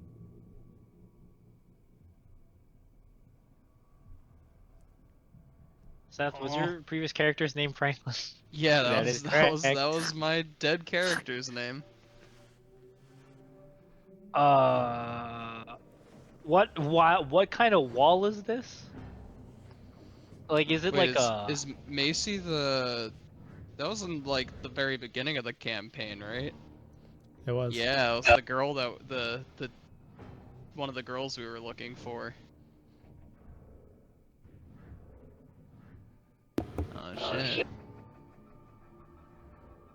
Luca Like, pays is this? that no mind. So you said he was on the other side of a wall? It looks to be like a vein of some crystal that's growing alongside. Do you stop to try to see what's on the other Yeah, side no, of of it? course. No, I think Remy instantly recognizes it and tries to either discern if it's like an illusion and he's looking into like a crystal ball type situation, or if it's like a wall separating them. You walk past. You see Franklin from 2014. You see Jacob from 2014. You see all of you from 2014 walking on the other side of this wall that separates you. If you'll remember from the second session we ever had, when you guys were walking along this one hallway. Wait, back up. Wait. Alright, was Before that you the, say it, I want to see if we have it in my notes. Yeah, well, I want to see if This we have it in the second notes. session. Second Yeah. session. I think it's This the is second session session. It's when the we one had- when you went we had- beneath the manor. Yeah, Yeah, when we yeah, found that like the tunnels beneath the manor. Yeah. Yeah. She told you don't look at Fucking the gas mask man. She told you don't Yeah. look at the walls because you'll go insane. Oh yeah. Whoa. Oh, was it? Wait, hold on. I don't have. Shit. I don't. I just remembered that like wait, Macy don't was have the this one on that my we list. had or hadn't found at that point. Had not. Yeah, okay. This was And what this was it? Pollyann Wright, who was Yeah, the one. Pollyann Wright. Yeah, I forgot that we found her down there and she was guiding us. Oh shit. So Remy, I'm gonna have you roll a sanity check. Seeing something that I don't think I took notes of defies time and space. Like it's Your impossible question. that a Does this wall could be count separating both of as- these timelines. Does We're in this- the upside down. We're Okay. in the upside down. Does We're in the this- upside down. Does this matter? I've had this, but I just keep forgetting about it. This isn't horrific, I would say, but No, it is definitely mind bending. Yeah, it's definitely mind bending. So why don't you give me a sanity check? The DC is not going to be crazy high. Oh, Oh no. I feel like I roll the lowest out of every session that we play, but whatever. yeah. I mean, you've rolled really low this session for whatever reason. What about this breaks Remy? Because this is going to take him to 0 with the psychic damage it's going to do. Like, you see yourself on I the think other you side see- of this wall Yeah. from 2014, walking, and you know in your mind, I think this is probably what puts you over the edge. That is all of you simultaneously moving in 2014. And this is all of you now moving side by side in this I would corridor. say I don't think I would okay. I would say this doesn't surprise him, but it just overwhelms to the point where he just fucking passes out. It's like he explained all this to Luca. His mind's reeling. He probably has a massive migraine. He looks into the wall. It's like I'm done. Hey, look, it's me. Yeah. Yeah, Remy looks into this crystal and just faints.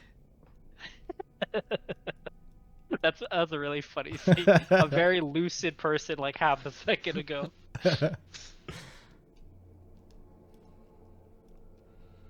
Oh fuck. That's crazy.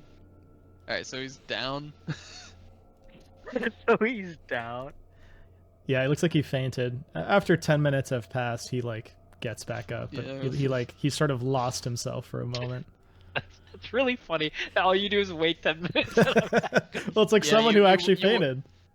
You wake up, your cheek would be like a little sore because like Luca would have gotten impatient and tried to slap you awake a couple of times. Yeah. Sorry, don't look in that crystal. There's some time travel-y stuff that kind of just broke my brain. I just saw us from 2014 walking by in the Blackwell mansion. Things are just, I don't know. They're feel like that- confusing. I feel like that kind of makes Luca curious. You Because know, like she's only been like taking everything that Remy's been telling her with like, oh, we're Yeah.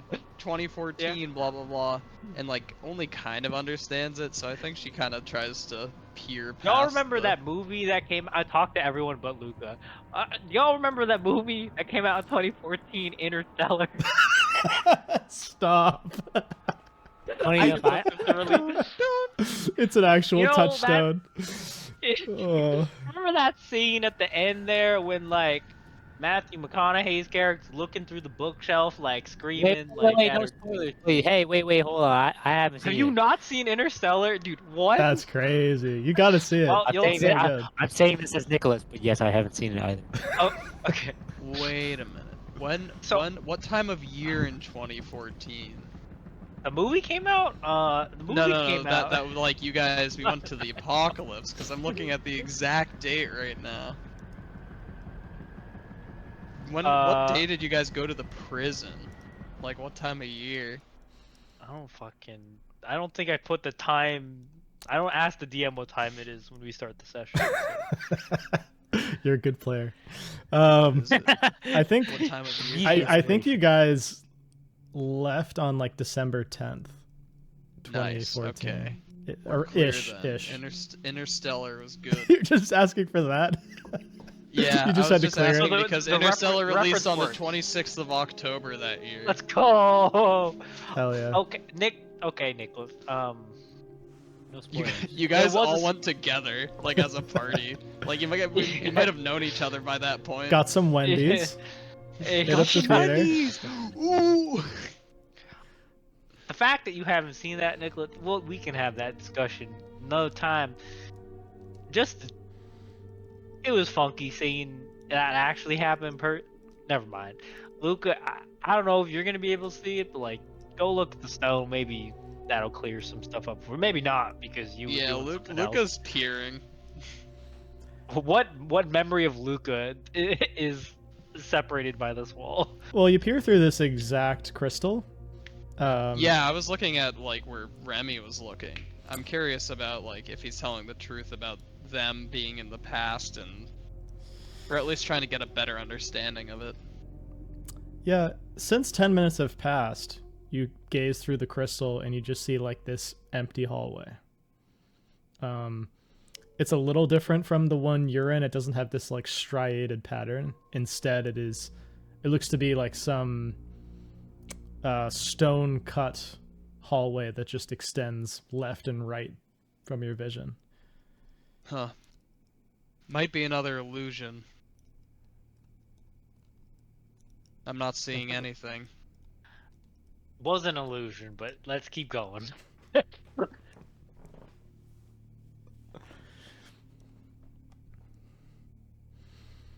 You head up this long hallway that snakes its way up the tower. And you reach a point where it splits off into 6 different directions off of the main path. How do you determine which way is correct, if there is even a correct one?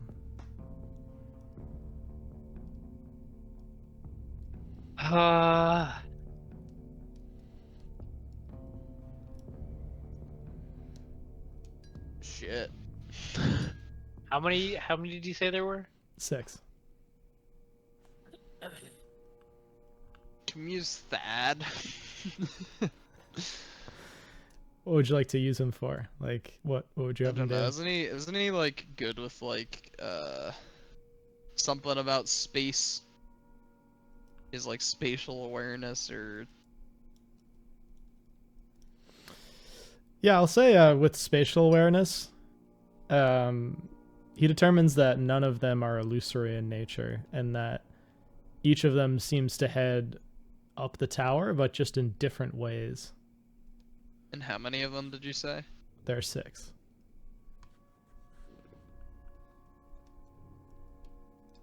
I think we should pick one and head down it all together. Yeah, I think we just kind of take a stance right there.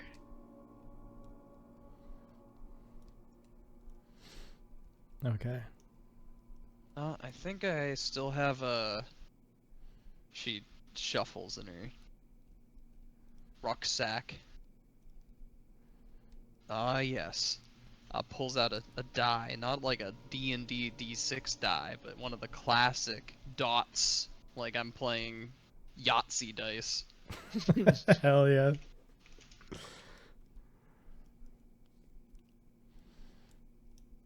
Uh-oh. We're going Number down that one. 5. Going like the 5th from the left. Okay, number 5. Yep. What's behind door number 5? You head up the 5th path. And as you begin to head up this hallway, you just hear like distant screams. And the sound of machinery. Do you press on?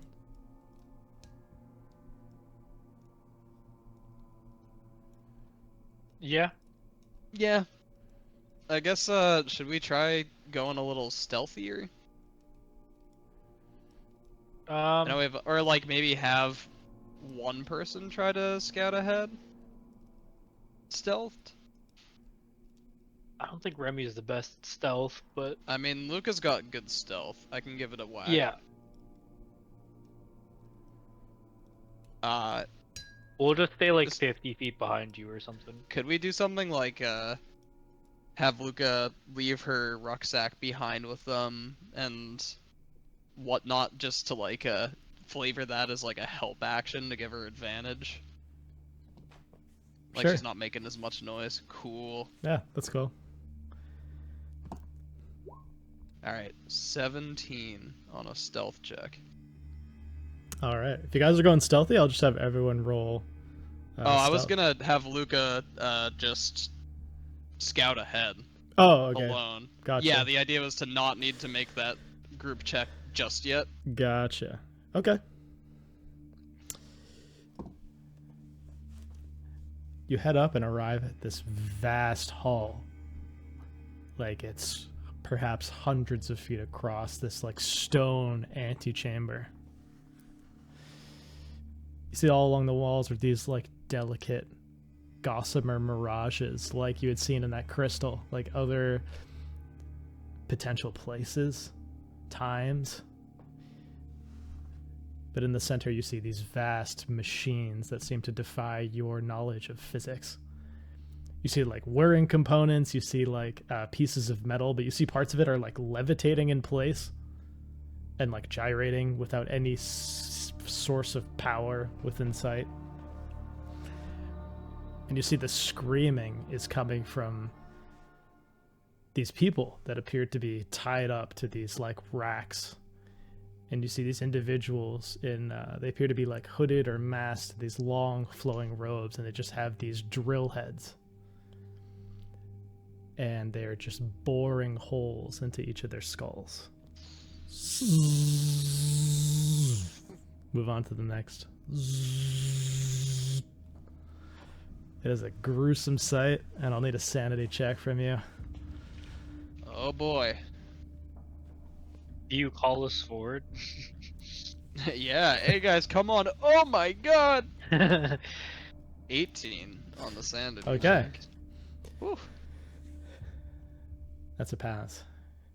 You see one of these figures turns quickly towards you, and you hide behind the rock. And you manage to conceal your reaction enough to, like, see but not be seen. Alright, she's gonna stealth mission her way back to the group.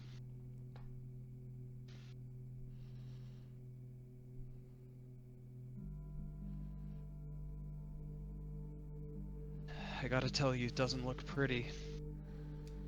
There's some sort of fucked up torture going on up there. Okay, I guess, I mean, at least that narrows down one of the paths. We're not going that way. So I guess we go back and roll the die again and see which way we're going. I guess so.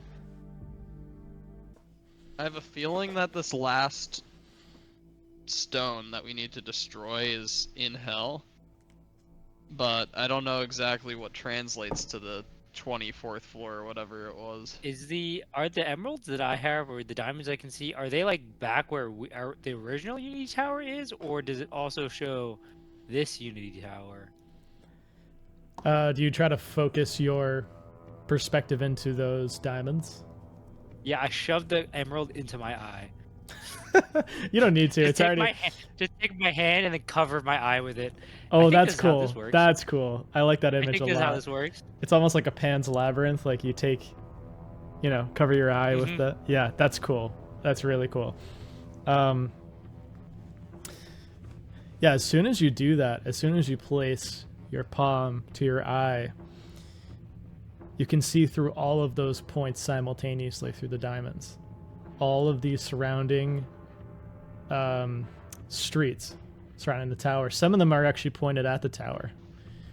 And you can see like creatures emptying forth. You can see like the car park where all the survivors were that you guys left.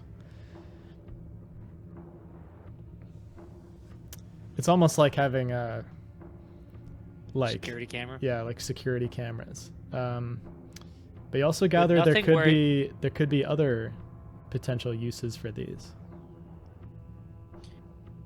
No, well, I will explore those in a second.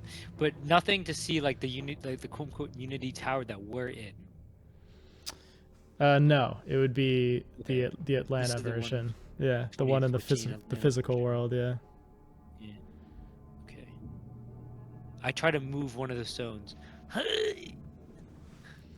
The perspective shifts. Oh, along with you. dude, guys, this is pretty cool. I try to shove it into the Yo, other we person's can. eye. Hey, Remy, Dude, can you see this? using you, we can control I put my Atlanta. hand- I put my hand can to control Remy's the ay. area. Hey, Remy, can you see this? Can you see this? Maybe like reels See back this? a little bit. Can you see this? Look at this. Can you see anything?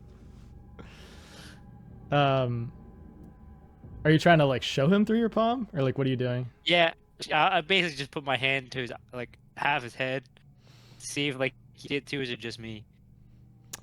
Yeah, as soon as you like sort of touch the diamond to his flesh as well, it like merges in between you two, and both of you share consciousness over these diamonds.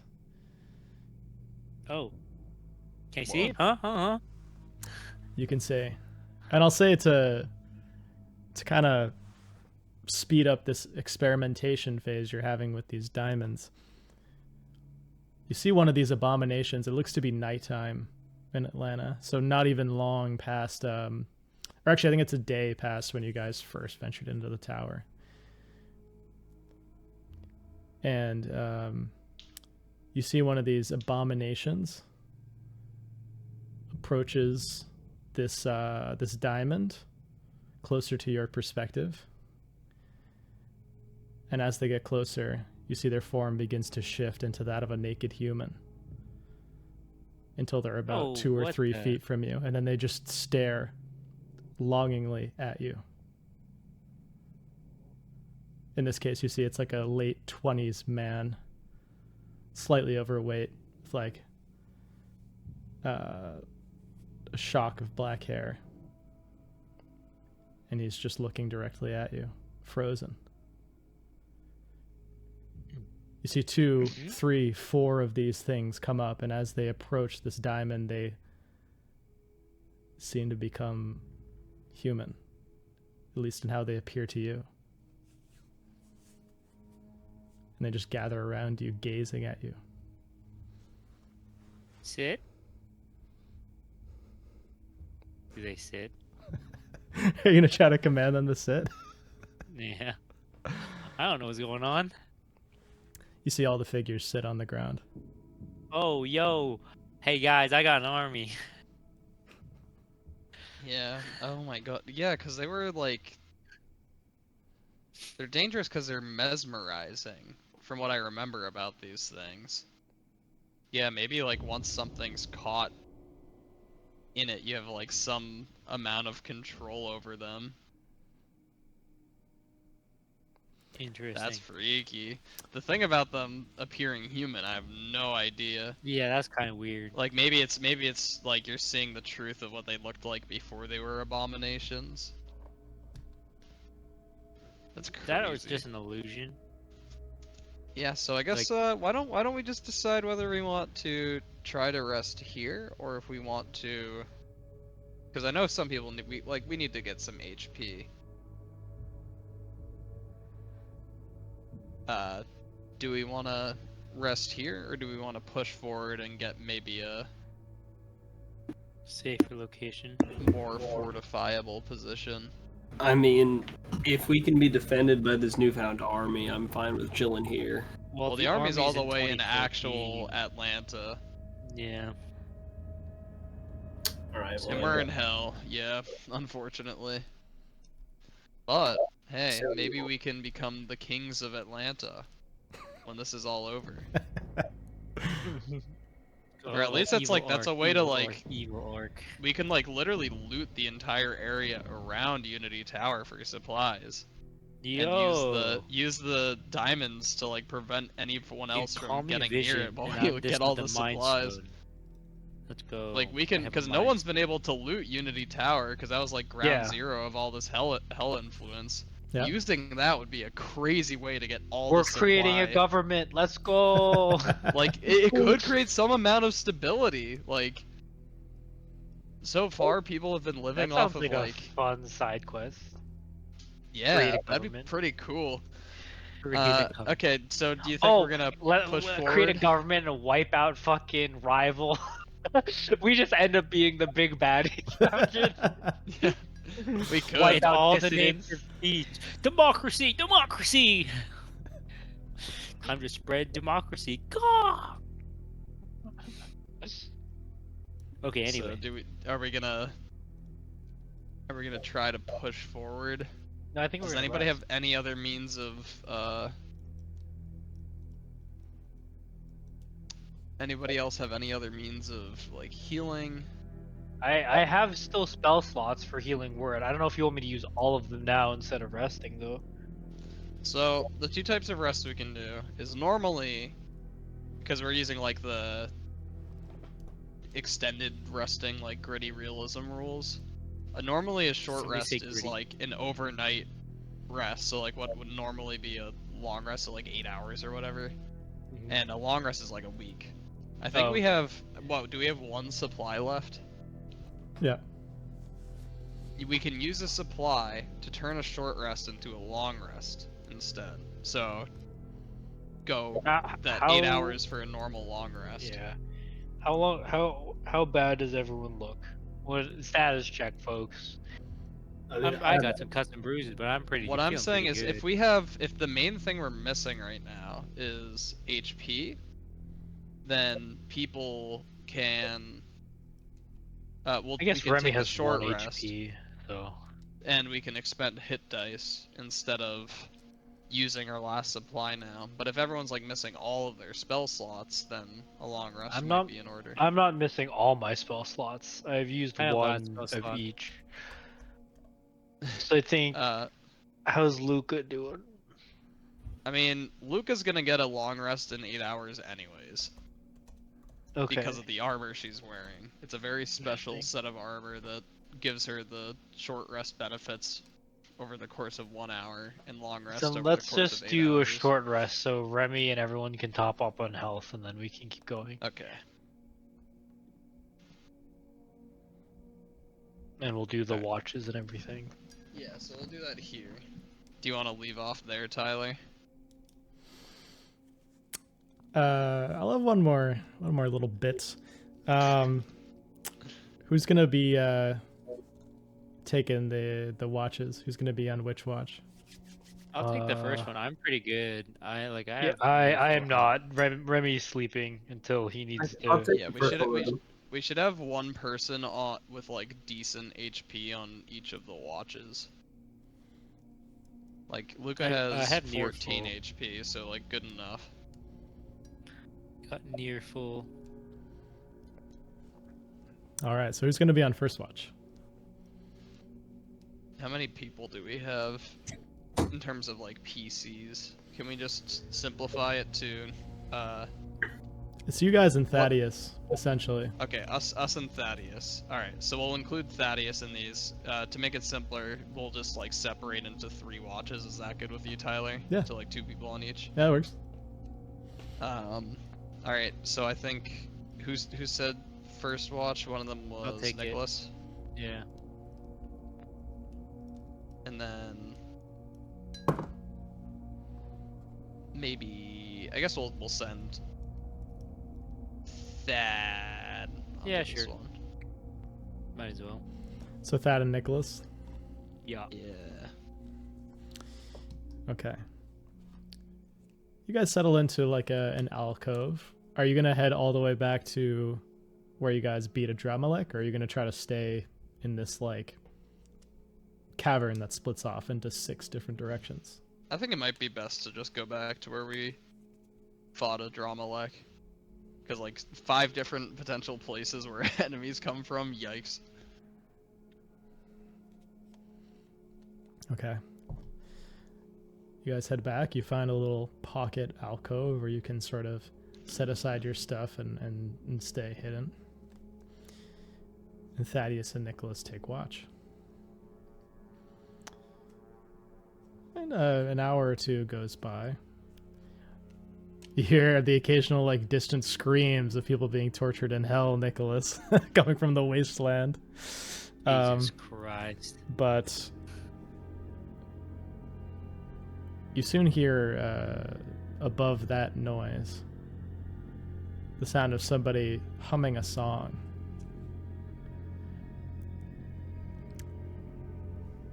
It I say sounds to myself, that's unnerving. It sounds like someone's just casually humming it as they walk these corridors. You hear the notes of Twinkle, Twinkle, Little Star, hummed Of by course. somebody. Of fucking course. This can't be. What's like the I know I'm not on watch, but what's like the quality of the voice? Like, what does It's just age? humming. It's whistling. It's like- not saying anything. Does it sound like an adult humming it? Does it sound like a child humming it? Sounds like an adult, perhaps an older adult. And you hear this like raspy voice that's like a diamond in the sky. And you hear this voice is like at the end of the hall you're at now. And you see a figure. They're too far off to tell who they are, like distinctive features, but you see what looks like a humanoid shape start to walk down the hall towards your alcove. Ooh.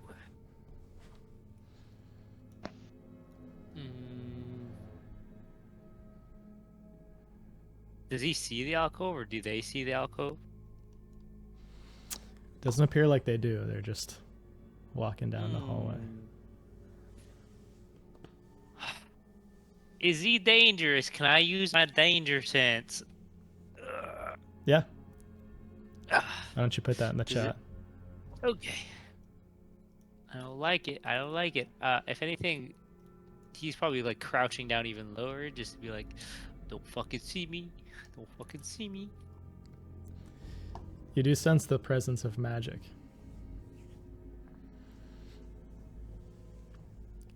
I'll be as quiet as possible. And then if he starts talking or whatever, then I'll see what's up.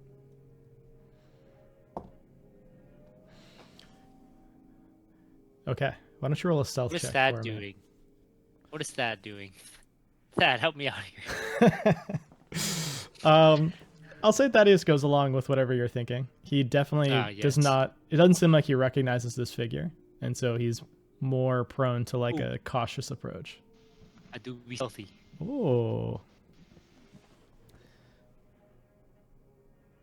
As this figure starts to approach, you and Thaddeus sort of reflexively inch back into this alcove, and you just see the boots of this figure outside the alcove. And they stop. Is it Judge? The boots turn, facing towards the alcove. You see in its hand, it's like it looks like a hammer and a chisel. And it just reaches above your alcove. And you just hear the sound of something hitting the side of the wall like he's chiseling away at something. Cave us in. What would you say, Caleb? So is he gonna cave us in? Yeah, I was gonna say, is it like, do I recognize any, like, do his boots look familiar? I don't fucking know. His boots do look familiar. What the heck? It's Puss in Boots. Your mind is like trying to put pieces together, like... History check. Sure, yeah, give me a history check. Is that a thing? Yeah. Come on, baby. Wait, where? Local Oh. knowledge? Humanities. Yeah, we'll do Humanities? local knowledge. Actually, this is gonna be, yeah, we'll do local knowledge. Oh, Aw. fucking bitch. I'll say this with a 9. You recognize them as a pair of boots you saw in the old 4th Ward. Is it fucking Cain or Abel? Who is it? The Cain? Is it Wait, Abel? no. Fourth ward is your Was he the guy? thing. Was he the guy putting up all the sigils? Yeah, that's it. Yeah, that's Cain. That's one of them. I forget which one. If you're Cain and able to, guy, it was one of those two. It was one of the. If you're Cain and able to. Do you actually say that? No. Oh, what is his name? You hear the No, hammer and wait, chisel. wait. I Is he putting a ward over our alcove? Oh, what a good guy, dude. You hear the hammer and Maybe you chisel should- stop. Maybe should go You see him. the boots turn, and you hear very quietly a voice. Good luck. Oh. And the boots continue on. And that's where we leave off. Aw, that was so nice. He's Even in friendly, he's hell. friendly. Wow.